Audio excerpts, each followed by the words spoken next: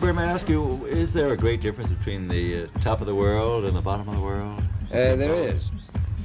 Now, the North Pole is the center of an ocean 10,000 feet deep. The South Pole, the center of a plateau, 10,000 feet high. The North Polar Sea is surrounded by continents slightly frozen. The Antarctic continent is surrounded by a belt of ice, frozen seas of at least 1,200 miles thick. Now, the South is a plateau. It gets, in some places, 14,000 feet up. I've been over areas about 13,000. And it's a little bit chilly up there.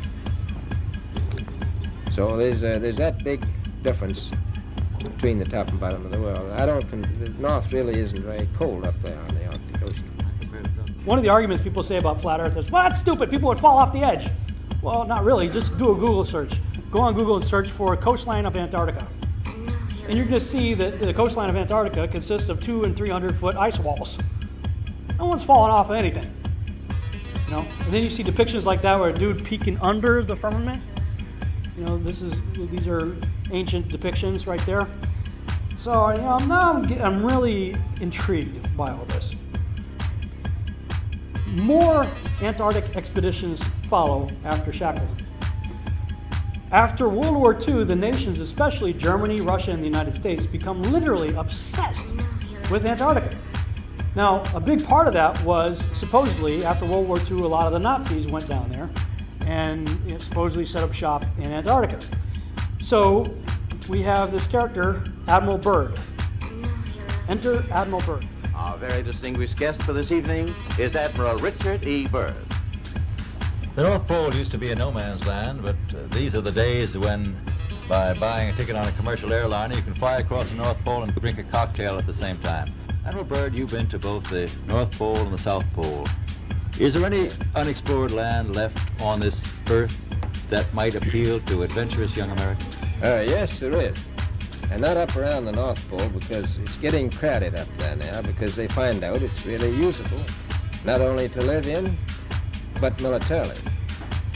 But strangely enough, there's left in the world today an area as big as the United States that's never been seen by a human being. And that's beyond the pole on the other side of the South Pole from Middle America. The Antarctic coastline, never once finding an inlet or path through or beyond the massive glacial wall. So the other question is, well, how come ships don't go off the sea if it's flat? How come ships don't fall off the edge? Well, here's why you don't fall off the edge. There's a 200 to 300 foot high wall that is the coastline of Antarctica. And once they start finding ways to get through the ice to get there, more and more expeditions and better ships are built and used to get there. Then you get to Admiral Byrd. Now, Admiral Byrd goes down there several times, and one of the operations is called Operation High Jump. And you're like, oh, geez. Yeah, right. Operation High Jump.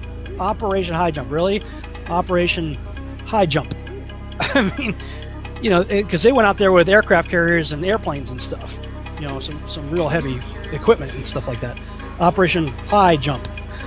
So then he gets on TV, national TV, and he does this radio show where he talks about all of the natural resources down there. I mean, coal and uranium and stuff that fuel the world forever. It's wonderful.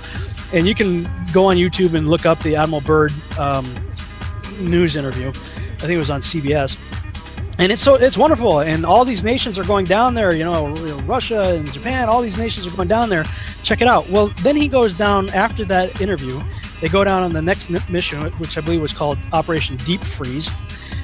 And then all of a sudden, everything changes. Everybody pulls out. They leave Antarctica, and all the nations that were down there doing whatever they were doing signed a treaty, the Antarctic Treaty, and I believe it was 1958 or somewhere thereabouts, saying, nope, nobody can stake a claim to Antarctica, and if you're going to go down there, you can only go down there for scientific reasons under carefully restricted guidance, but it's not a free-for-all. Nobody can just, you know, hey, I'm going to go check out Antarctica and do a high jump of my own. No, can't do it. So when I look at the nations that signed the Antarctic Treaty, and I look at the nations that are putting forward quote-unquote space videos of the Earth, they're the same people. So if I was to put on my tinfoil hat and play the conspiratorial role here, there definitely appears to be some very suspicious things that took place. Then all of a sudden NASA is formed, and then simultaneously you have Russia and the United States doing high altitude nuclear bomb testing